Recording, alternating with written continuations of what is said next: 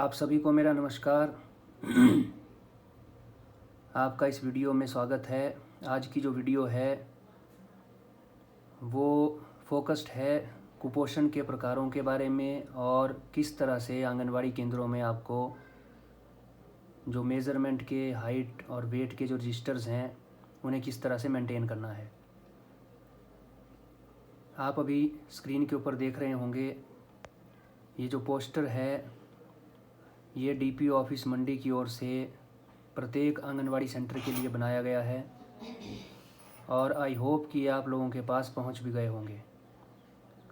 तो आप सभी से यह रिक्वेस्ट रहेगी कि आप अपने अपने आंगनवाड़ी केंद्र में इन पोस्टरों को दीवार पे चिपका दें ताकि इन विषयों को समझने में आप सभी को आसानी रहे और इनका जो है लाभार्थी भी जो आंगनवाड़ी केंद्र में विज़िट करते हैं वो भी ले सकें, क्योंकि इन मुद्दों के ऊपर जो है वो कई बार चर्चाएं की गई है, लेकिन अभी भी ऐसा प्रतीत होता है कि आंगनवाड़ी कार्यकर्ताएं जो है उनको कहीं ना कहीं इनके ऊपर उतनी क्लैरिटी नहीं है।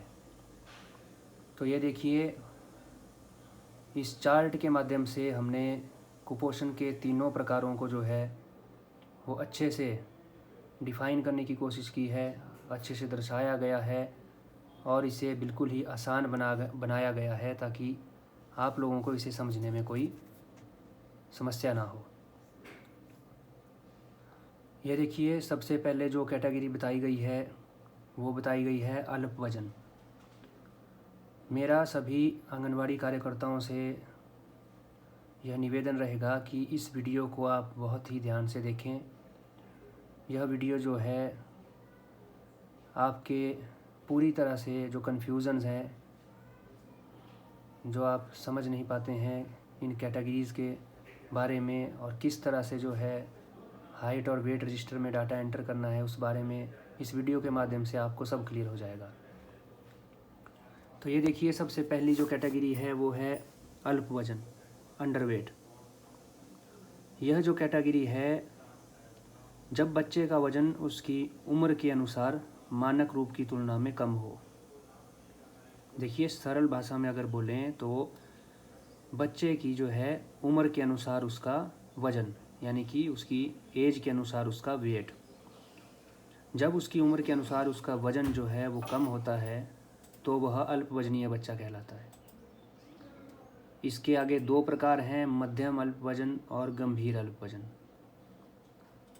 ये अंडरवेट की ही कैटेगरी वो है जिसे आप पहले जो है, जो आपको चार्ट्स दिए गए थे बहुत पहले, जिन चार्ट्स के ऊपर आप प्लॉटिंग करके जो है वो रेड, येलो और ग्रीन कैटेगरीज़ को निकालते थे। तो ये जो है अंडरवेट है। हो क्या रहा है, आंगनवाड़ी कार्यकर्ताओं को अंडरवेट और वेस्टिंग में जो है बहुत कन्फ्यूज़न है। आप लोग जो सैम और मैम बच्चे, जो श्रेणी है जो सैम और मैम की, उसे आप जो है अंडरवेट में ले रहे हैं, लेकिन ऐसा जो है वो नहीं है। तो अंडरवेट कैटेगरी जो है वो कौन सी है, वो है आपकी जो बच्चा है उसकी उम्र के अनुसार उसका वज़न। अब उदाहरण के तौर पे लेते हैं कि कोई बच्चा है जिसकी उम्र 2 साल है और उसका जो वज़न है, 2 साल के बच्चे का वज़न लगभग 12 से 13 किलो जो है वो सामान्य श्रेणी में है। देखिए, ये मैं आपको उदाहरण दे रहा हूँ, ये थोड़ा बहुत जो है वेरी कर सकता है, पर आप उदाहरण ले लीजिए कि 2 साल का बच्चा है, वो सामान्य श्रेणी में है अल्प वज़न की, यदि उसका वज़न जो है 12, 12.5, 13 किलो है।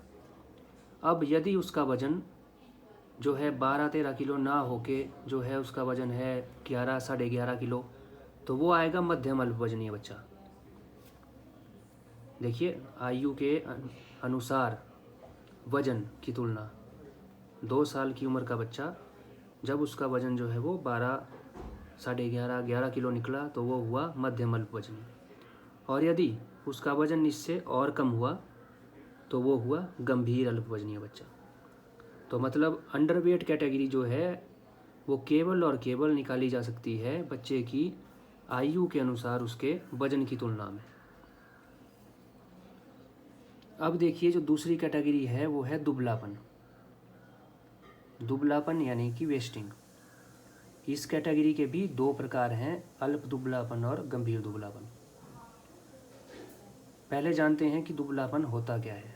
तो दुबलापन जो है जब बच्चे की लंबाई की तुलना में उसका वजन, देखिए अंडरवेट में क्या था, जो पिछली कैटेगरी थी उसमें था बच्चे की आयु की तुलना में उसका वजन, लेकिन दुबलेपन में आयु का कोई रोल नहीं है, इसमें केवल बच्चे की लंबाई की तुलना में उसका वजन कम होना। अब जैसे 2 साल के ही बच्चे का एग्जांपल ले लें, तो 2 साल के बच्चे की जो औसतन जो नॉर्मल कैटेगरी में जो हाइट आती है वो है लगभग 85 सेंटीमीटर। तो 85 सेंटीमीटर का बच्चा है और उसकी जो वज़न है वो वज़न 12-13 किलो ना होकर थोड़ा कम 11.5 किलो है, तो वो बच्चा आएगा मैम कैटेगरी में। और यदि 11.5 किलो से भी थोड़ा कम है, 10 किलो है, तो वो आएगा सैम कैटेगरी में। देखिए मैं ये जो एग्ज़ाम्पल है ये सिर्फ आपको समझाने के लिए बोल रहा हूँ, थोड़ा बहुत जो इसमें अंतर हो सकता है। कहने का जो अभिप्राय है वो यही है कि जो दुबलापन यानी कि वेस्टिंग जो कैटेगरी है वो निकाली जाती है बच्चे की लंबाई की तुलना करके उसके वज़न के अनुसार। और जो आपसे कहते हैं कि सैम और मैम बच्चे, जो पर्टिकुलरली जिनके ऊपर फोकस रहता है सैम और मैम बच्चे, वो बच्चे जो हैं वो दुबलेपन में आते हैं। जो अल्प दुबलापन का बच्चा होगा यानी कि मॉडरेट वेस्टिंग वाला, वो मैम बच्चा होगा, और जो सीवियर वेस्टिंग यानी गंभीर दुबलेपन का होगा वो सैम बच्चा होगा। तो आई होप कि अंडरवेट और वेस्टिंग इन दोनों कैटेगरीज में आपको जो है वो डिफरेंस पता चल गया होगा। अंडरवेट जो है वो आयु के अनुसार वजन, और वेस्टिंग जो है वो लंबाई के अनुसार वजन की तुलना। फिर इसके बाद जो तीसरी कैटेगरी यहाँ बताई है वो है स्टंटिंग यानी कि नाटापन। तो ये कैटेगरी क्या है, बच्चे की उम्र के अनुसार उसकी लंबाई। नॉर्मल सी बात है, जैसे कोई बच्चा जो है वो 2 साल का है, उसकी लंबाई होनी चाहिए थी 85 सेंटीमीटर, लेकिन वो 85 सेंटीमीटर ना होने के बजाय वो जो है वो 80 सेंटीमीटर या 82 सेंटीमीटर ही निकली, तो वो फिर अल्पनाटेपन में आया। देखिए तीनों कैटेगरीज का जो आगे सब डिवीज़न है वो दो कैटेगरीज में है, एक मध्यम और एक गंभीर, जिसे कि मॉडरेट और सीवियर बोला जाता है। तो वैसे ही स्टंटिंग भी जो है वो मॉडरेट अल्पनाटापन हुआ, जिसकी हाइट की जो माप है वो उसकी उम्र से थोड़ा सा कम है। जैसे कि 2 साल के बच्चे की जो हाइट है वो 85 सेंटीमीटर होनी चाहिए थी नॉर्मल होने के लिए, लेकिन वो 85 ना होकर 80 सेंटीमीटर 82-83 सेंटीमीटर हो गई, तो वो मॉडरेट नाटापन उसमें आ गया, मॉडरेट स्टंटिंग आ गई, अल्प नाटापन। लेकिन अगर जो है उसकी हाइट जो है वो बहुत ही कम हो गई, तो वो क्या हुआ, वो गंभीर नाटेपन का शिकार हो गया, सीवियर। तो ये जो है ये 3 कैटेगरियाँ बताई गई हैं कुपोषण के प्रकार इस पोस्टर में, ताकि आपको ये चीज़ें क्लियर हो जाए। अब आप ध्यान देंगे यहाँ जो है नीचे एक पोषण कैलकुलेटर का एरो करके आगे पोषण कैलकुलेटर की स्क्रीन भी बताई गई है। आपको कई बार बताया है, एक बार फिर से बता देते हैं कि गूगल में आप पोषण कैलकुलेटर सर्च कीजिए, वहाँ एक कैलकुलेटर जो है वो ओपन हो जाएगा, जिसमें कि आपको बच्चे का लिंग चयन करना है कि बच्चा या बच्ची, मतलब महिला या पुरुष। उसके बाद जो है आपको उसकी डेट ऑफ बर्थ डालनी है, उसके हाइट डालनी है और उसका वेट डालना है। और जब आप कैलकुलेट के ऊपर टच करेंगे तो ये तीनों कैटेगरीज जो हैं वो आपको वहाँ रिफ्लेक्ट हो जाएंगी कि बच्चा जो है वो अंडरवेट है, बच्चा जो है वेस्टिंग कैटेगरी में आता है या नहीं आता, स्टंटिंग में आता है या नहीं आता। तो इसी के लिए जो है यह पोस्टर बनाया गया है कि आप लोगों को ये कैटेगरीज जो है वो क्लियर हो जाए। और आई होप कि इस वीडियो के माध्यम से भी अब आपको ये जो है तीनों कैटेगरियाँ क्लियर हो गई होंगी। अब जो है इसके बाद आपके साथ एक फॉर्मेट शेयर किया गया था कि आंगनबाड़ियों में वेट और हाइट के रजिस्टर लगाने हैं। तो उन रजिस्टर्स को भी जो है मैक्सिमम जगह देखा गया कि वो उस लेवल पे रजिस्टर नहीं लगे हैं। यदि आंगनवाड़ी कार्यकर्ता ने लगाए भी हैं तो आंगनवाड़ी कार्यकर्ता जो हैं वो प्रॉपर एंट्री नहीं कर पा रही हैं। तो इसी वीडियो में चलिए देखते हैं। अब आपने तीनों कैटेगरी समझ ली, आपने कुपोषण के प्रकार समझ लिए। अब आपने जो है वो आंगनवाड़ी केंद्रों में रजिस्टर में एंट्री कैसे करनी है, आइए वो देखते हैं। ये देखिए, ये जो है फॉर्मेट है। कई आंगनवाड़ी केंद्रों में जो है वो प्रिंटेड रजिस्टर भी उन्होंने बनवाए हैं। ये ज़रूरी नहीं है कि आप प्रिंटेड ही बनाएं, आप अगर सिंपल रजिस्टर में भी फॉर्मेट के हिसाब से लिखना चाहें तो वैसे भी लिख सकते हैं। फॉर्मेट में आपको बताना चाहूँगा, ये देखिए सीरियल नंबर यानी क्रम संख्या, उसके बाद जो है बच्चे का नाम, बच्चे के पिता का, माता का या अभिभावक का नाम, बच्चे की जन्म तिथि, बच्चे का लिंग महिला या पुरुष, बच्चा की उम्र। आप मंथ में लिखना चाहें मंथ में लिख लें, अगर आप ईयर के हिसाब से लिखना चाहते हैं कि 2 साल 5 महीने, 2 साल 4 महीने, तो वो भी आप अपने सहूलियत के हिसाब से लिख सकते हैं। उसके बाद जो है पता, उसके बाद हाइट बच्चे की सेंटीमीटर्स में, और आगे बच्चे का वेट किलो में। उसके बाद देखिए ये तीनों कैटेगरियाँ जो है वो इस तरह से आपको दर्शानी है। पहली कैटेगरी अल्प वजन, उसमें लिखेंगे आप सामान्य, नॉर्मल को सामान्य। मॉडरेट अगर आप लिखना चाहते हैं हिंदी में तो मध्यम अल्प वजन, और सीवियर यानी गंभीर अल्प वजन। ये देखिए अल्प वजन की तीनों कैटेगरियाँ, इंग्लिश में जो है वो नॉर्मल, मॉडरेट और सीवियर। उसके बाद नाटापन यानी कि स्टंटिंग, सामान्य नॉर्मल, मॉडरेट यानी मध्यम, और सीवियर यानी गंभीर। ठीक है। उसके बाद जो है ऐसे ही वेस्टिंग यानी दुबलापन, तो वेस्टिंग की भी नॉर्मल, मॉडरेट और सीवियर। और ये देखिए मॉडरेट में जो है वो मैम को मैंने हाईलाइट किया है, ब्रैकेट में लिखा है, आप भी लिखें, और सैम को भी आप ऐसे ब्रैकेट में लिखें वेस्टिंग में, ताकि आपको सैम और मैम का पता चल सके। अब आपने एंट्री किस तरह से करनी है, तो आपको एंट्री करने के लिए मैं मोबाइल स्क्रीन के ऊपर अभी आपको दिखाता हूँ।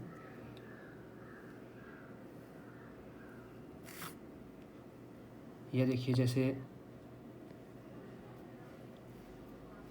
जैसे हमारे पास ये जो है बेनिफिशियरी है, तो पहले ही बेनिफिशियरी को लिख देते हैं। पहली बेनिफिशियरी है अमायरा ठाकुर, उम्र है 1 साल 2 महीने और बच्ची है, लड़की है। ये देखिए serial number 1, name of child Amaira Thakur. ठीक है, मुझे एक्चुअली आपको वीडियो में भी दिखाना है, इसलिए मैं उतने अच्छे से नहीं लिख पा रहा हूँ। फीमेल है,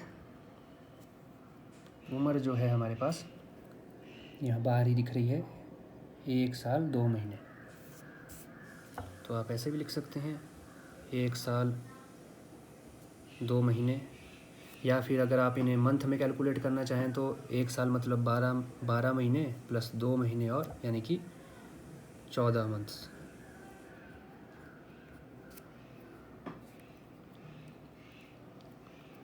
उसके बाद जो है एड्रेस आपको पता होगा। डेट ऑफ बर्थ मैं इसकी निकाल लेता हूँ 3 डॉट्स के ऊपर, डेट प्रोफाइल में 26/2/2023।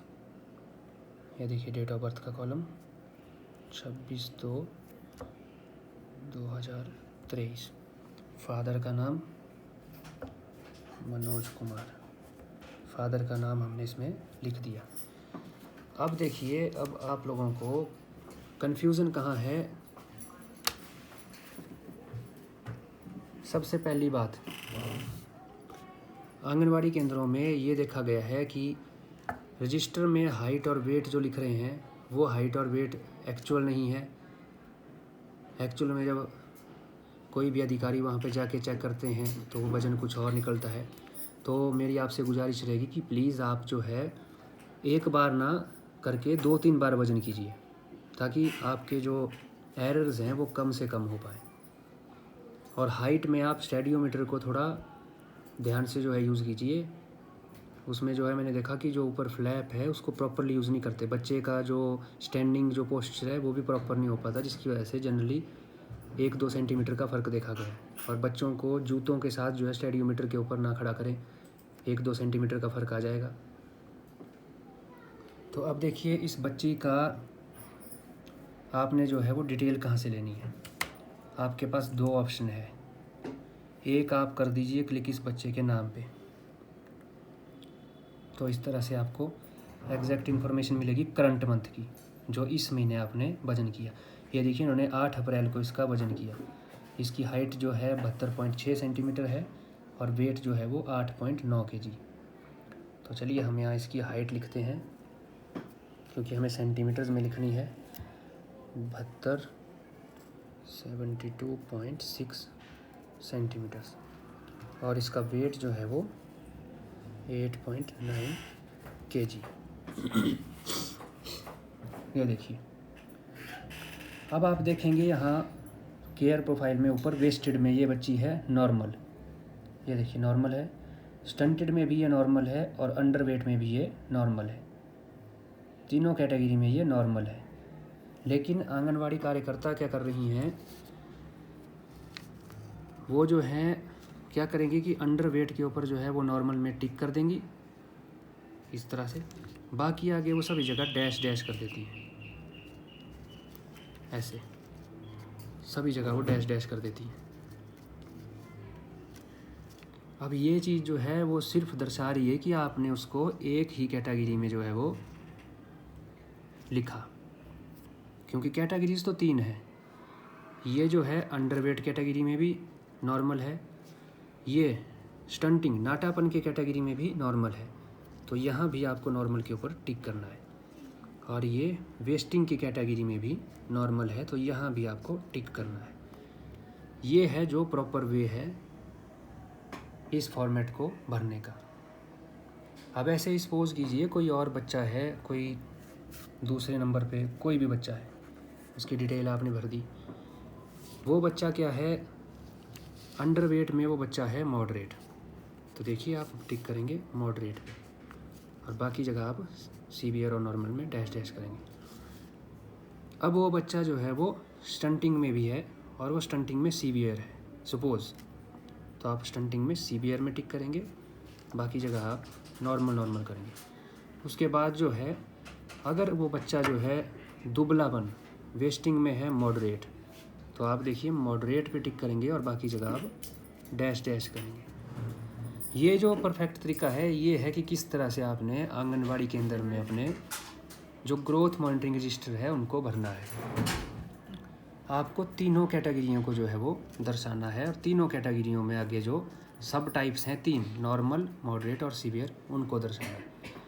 और जो आप मैनुअल एमपीआर में जो मॉडरेट और सीवियर बच्चे जो आप दिखाते हैं, वो जो है आप दिखाते हैं अल्प वजन वाले बच्चे।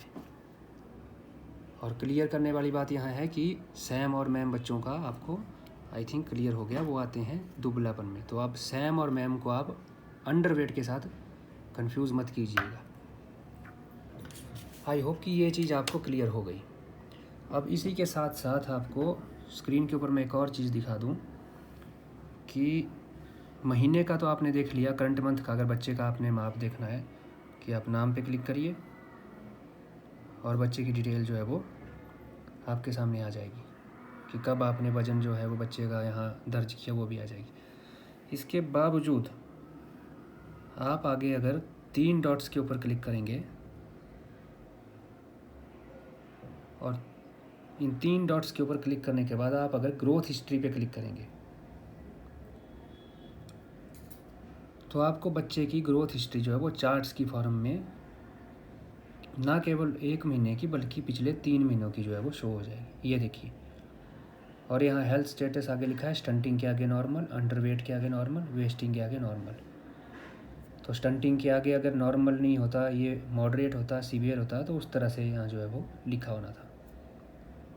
तो आई होप कि अब तो आपको जो है वो एग्जैक्टली क्लियर हो गया होगा कि किस तरह से आपने जो हाइट वेट के जो रजिस्टर हैं, जो ग्रोथ मॉनिटरिंग के रजिस्टर्स लगाए गए हैं, उनको आपने किस तरह से पोर्शन ट्रैकर से देख के भरना है। आप सिमिलर प्रोसेस जो है वो पोर्शन कैलकुलेटर के साथ भी कर सकते हैं, लेकिन उसमें क्या है कि आप बच्चे का पहले वज़न ले लीजिए, उसकी हाइट जो है आप रजिस्टर में दर्ज कर लीजिए और फिर आप जो है उस डिटेल को पोर्शन कैलकुलेटर में डाल के जो है उन हाइट और वेट के रजिस्टर्स को फिल करें। पर ख्याल इस बात का रखें कि फिर जब आप वही डिटेल जो है पोर्शन ट्रैकर में डाल रहे होंगे तो एग्जैक्ट डिटेल हो, कहीं ऐसा ना हो कि आपने ग्रोथ और जो मॉनिटरिंग रजिस्टर हैं वहाँ आपने हाइट और वेट कुछ और डाल दिए और पोर्शन ट्रैकर में आपसे गलती से कुछ और ही डल गया। इसलिए पोर्शन ट्रैकर में और आपके ग्रोथ मॉनिटरिंग के रजिस्टर्स में जो डाटा है वो बिल्कुल सेम हो, इस बात का ख्याल रखें और वो डाटा जो है वो बिल्कुल करेक्ट हो, इस चीज़ का आप ख्याल रखें। आई होप कि अब आपको जो है इस वीडियो के माध्यम से पूरा एग्जैक्ट क्लियर पता लग गया होगा कि किस तरह से आपने जो है ये ग्रोथ मॉनिटरिंग रजिस्टर जो है वो अपने आंगनवाड़ी केंद्र में मेंटेन करने हैं और किस तरह से जो है वो कुपोषण के प्रकार जो है आपने डिफ़ाइन करने हैं। अगर इसके बावजूद भी आपको मेरी किसी सहायता की ज़रूरत है तो आप कमेंट कीजिए नीचे इस वीडियो के डिस्क्रिप्शन बॉक्स में, जो कमेंट बॉक्स में आप कमेंट कर सकते हैं। अन्यथा आप जो है मुझसे संपर्क कर सकते हैं, आप अपने सुपरवाइज़र से संपर्क कर सकते हैं, CDP ऑफिस से संपर्क कर सकते हैं। तो इस वीडियो में बने रहने के लिए जो है आपका धन्यवाद और मुझे उम्मीद है कि अब जो है इस वीडियो को देखने के बाद और समझने के बाद जो है आपके एंड पे कोई भी जो गलती है वो नहीं होगी। धन्यवाद।